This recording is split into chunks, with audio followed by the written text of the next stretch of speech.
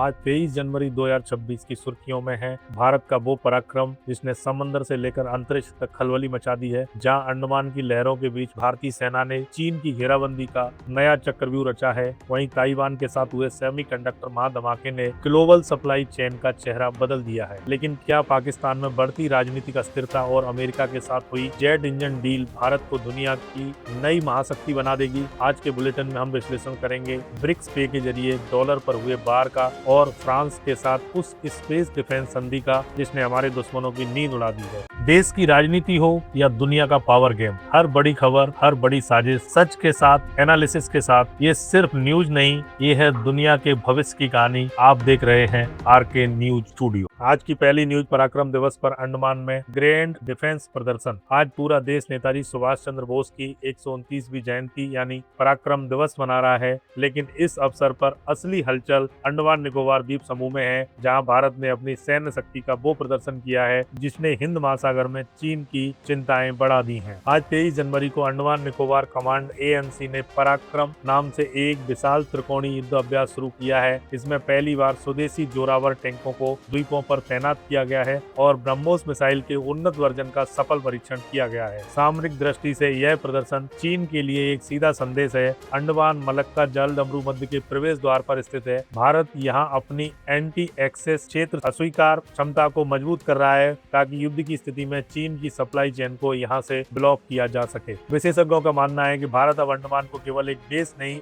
बल्कि एक unsinkable aircraft carrier के रूप में भी विकसित कर चुका है। आज की यह ड्रिल दिखाती है कि भारत अपनी समुद्री सीमाओं की रक्षा के लिए प्रोएक्टिव डिफेंस की नीति अपना रहा है। आज का पराक्रम दिवस सिर्फ इतिहास का सम्मान नहीं बल्कि भविष्य की सुरक्षा का ऐलान है। अगली खबर ब्रिक्स पे को लेकर, क्या ग्लोबल मार्केट से अमेरिकी डॉलर का राज खत्म होने वाला है? आज जोहान्सबर्ग से आई एक खबर ने न्यूयॉर्क और लंदन के शेयर बाजारों में हलचल मचा दी है। ब्रिक्स देशों ने आधिकारिक तौर पर अपना नया पेमेंट गेटवे ब्रिक्स पे लाइव कर दिया है। ब्रिक्स बैंक NCD ने घोषणा की है सदस्य देश अब आपसी व्यापार के लिए स्विफ्ट के बजाय इस नए ब्लॉकचेन आधारित सिस्टम का इस्तेमाल करेंगे। भारत का डिजिटल रुपया इसमें एक मुख्य करेंसी के रूप में इंटीग्रेट किया गया है। इस सिस्टम का सबसे बड़ा फायदा यह है कि इस पर पश्चिमी देशों के प्रतिबंधों का कोई असर नहीं होगा। भारत अब रूस और ईरान से तेल खरीदने के लिए बिना किसी बाधा के पेमेंट कर सकेगा। इससे हमारी विदेशी मुद्रा भंडार की भारी बचत होगी और रुपए की अंतर्राष्ट्रीय साख बढ़ेगी। अमेरिका के लिए यह एक बड़ी चुनौती है क्योंकि अब तक दुनिया का 80% तेल व्यापार डॉलर में होता था। ब्रिक्स देशों का यह कदम डी-डॉलराइजेशन की प्रक्रिया को तेज कर देगा, जिससे भारत जैसे उभरते देशों को अपनी शर्तों पर व्यापार करने की आजादी मिलेगी। ब्रिक्स पे सिर्फ एक ऐप नहीं बल्कि वैश्विक अर्थव्यवस्था की नई आजादी का दस्तावेज है। अगली खबर आ रही है पड़ोसी पाकिस्तान से। इस्लामाबाद में बढ़ते राजनीतिक तनाव और बड़े पैमाने पर हो रहे विरोध प्रदर्शनों के बाद भारत ने अपनी पश्चिमी सीमाओं पर सुरक्षा को और कड़ा कर दिया है।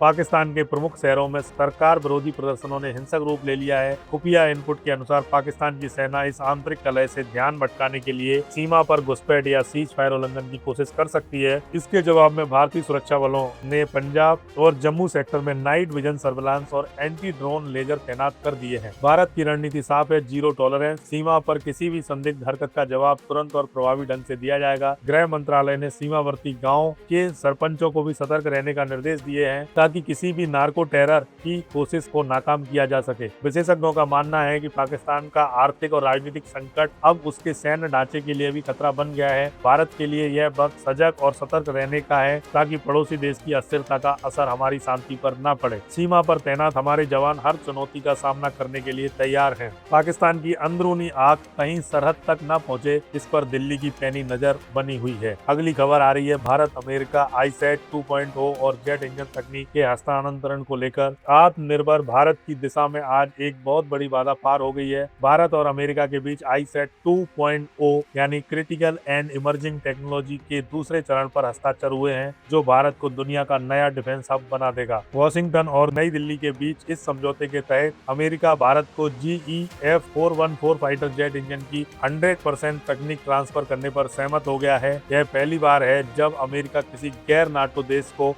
अपनी इतनी संवेदनशील मिलिट्री तकनीक दे रहा है। यह समझौता केवल इंजनों तक सीमित नहीं है, इसमें क्वांटम कंप्यूटिंग और स्पेस कॉर्पोरेशन पर भी बड़े फैसले लिए गए हैं। अब भारत में ही इन हाईटेक इंजनों का निर्माण होगा, जिससे हमारे तेजस मार्क 2 और एमका स्टील फाइटर प्रोजेक्ट्स को नई रफ्तार मिलेगी। यह चीन के खिलाफ एक साझा तकनीक गठबंधन की तरह है। अमेरिका का यह कदम दिखाता है कि वह भारत को एक ग्लोबल सिक्योरिटी पार्टनर के रूप में देख रहा है। रूस पर हमारी रक्षा निर्भरता कम करने और चीन को संतुलित करने के लिए यह एक गेम चेंजर डील साबित होगी। अब भारत का आसमान और भी सुरक्षित होगा और हमारी सेना दुनिया की सबसे आधुनिक तकनीकों से लैस होगी। अगली अपडेट आ रही है भारत फ्रांस स्पेस डिफेंस गठबंधन और एंटी सैटेलाइट तकनीक को लेकर। जमीन, समंदर और आसमान के बाद अब जंग की तैयारी अंतरिक्ष में हो रही है। भारत और फ्रांस ने आज एक ऐसी रक्षा संधि की है जो अंतरिक्ष में हमारे दुश्मनों के जासूसी उपद्रवों के लिए काल साबित हो सकती है। आज 23 जनवरी को पेरिस में हुई बैठक के बाद भारत और फ्रांस ने मिलिट्री सैटेलाइट सुरक्षा और एंड सैटेलाइट क्षमताओं को साझा करने का फैसला किया है। इसके तहत दोनों देश मिलकर एक ऐसा निगरानी तंत्र बनाएंगे